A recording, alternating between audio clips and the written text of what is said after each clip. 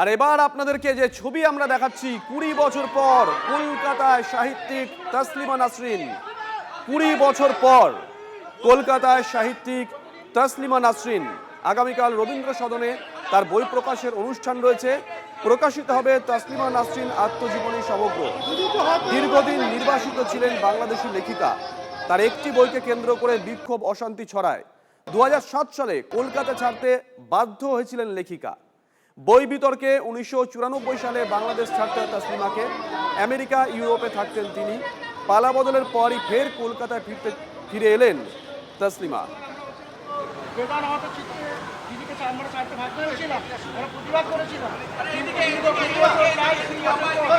আমরা আমাদের প্রিয় লেখিকাকে সসম্মানে কলকাতায় ফিরিয়ে আনতে পেরেছি। সুতরাং আজকের দিনটা খুবই আনন্দের দিন।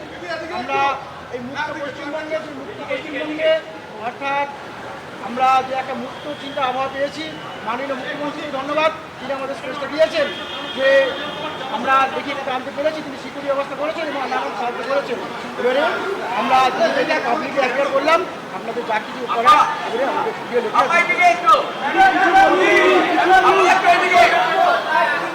আচ্ছা, কথাটা শোনা যাচ্ছে। সবাইকে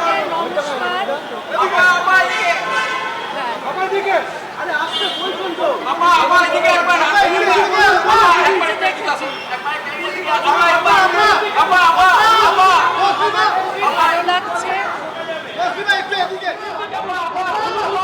আমার খুবই ভালো লাগছে, খুবই ভালো লাগছে। আপনাদের সবাইকে ধন্যবাদ, সবাইকে ধন্যবাদ। হ্যাঁ হ্যাঁ এখানে হবে না,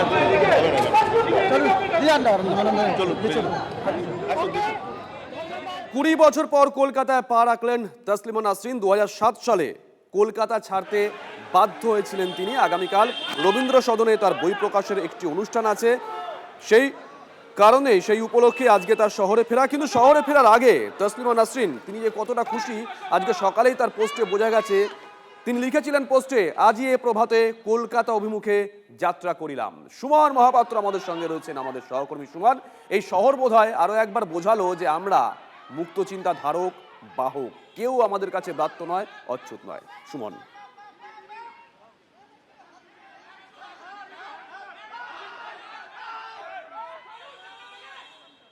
যাব সুমনের কাছে। তবে যে ছবি আপনাদেরকে আমরা দেখাচ্ছি 20 বছর পর কলকাতায় সাহিত্যিক তসলিমা নাসরিন। আগামীকাল রবীন্দ্র সদনে বই প্রকাশের অনুষ্ঠান রয়েছে। প্রকাশিত হবে তসলিমা নাসরিন আত্মজীবনী সমগ্র। দীর্ঘদিন নির্বাসিত ছিলেন এই বাংলাদেশি লেখিকা। তার একটি বইকে কেন্দ্র করে বিক্ষোভ ছড়ায়, অশান্তি ছড়ায়। 2007 সালে কলকাতা ছাড়তে বাধ্য হয়েছিলেন লেখিকা। বই বিতর্কে 1994 সালে বাংলাদেশ ছাড়তে হয় তসলিমাকে। আমেরিকা ইউরোপে থাকতেন তিনি। পালা বদলের পর ফের কলকাতায় ফিরলেন তসলিমা। সকালে তিনি সোশ্যাল মিডিয়ায় পোস্ট করেছিলেন। সুমন মহাপাত্র আমাদের সঙ্গে রয়েছেন, আমাদের সহকর্মী। সুমন, রাজনীতির দিকটায় পরে যাব, কিন্তু তার আগে বোধহয় কলকাতা দেখিয়ে দিল যে কলকাতার কাছে কেউই ব্রাত্য নয়, কেউ অচ্যুত নয়, মুক্তমনাকে স্বাগত, তাই তো?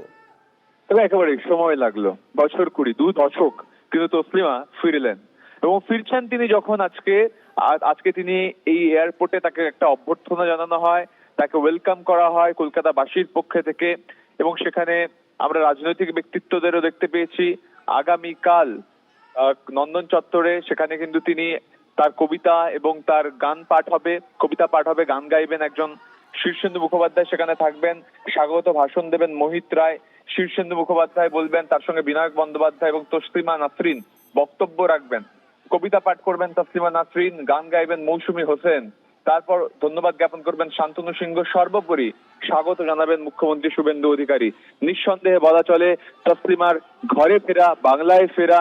এবং সাহিত্যিক মহলে ইতিমধ্যে আবেদন উঠেছে, যদি তসলিমা তিনি যদি এখানে থাকতে পারেন তাহলে আরো ভালো হয়। সবে মিলিয়ে এখন বিমানবন্দর থেকে তসলিমার কনভয় বেরোলো এবং সেই কনভয় সোজাসুজি যাবে এখন আলিপুরে একটি হোটেলে, সেখানেই আজকে তিনি থাকবেন। তারপর আগামীকাল তার এই অনুষ্ঠান রয়েছে এবং পরের দিন তিনি কিন্তু সংবাদ মাধ্যমের মুখোমুখি হবেন।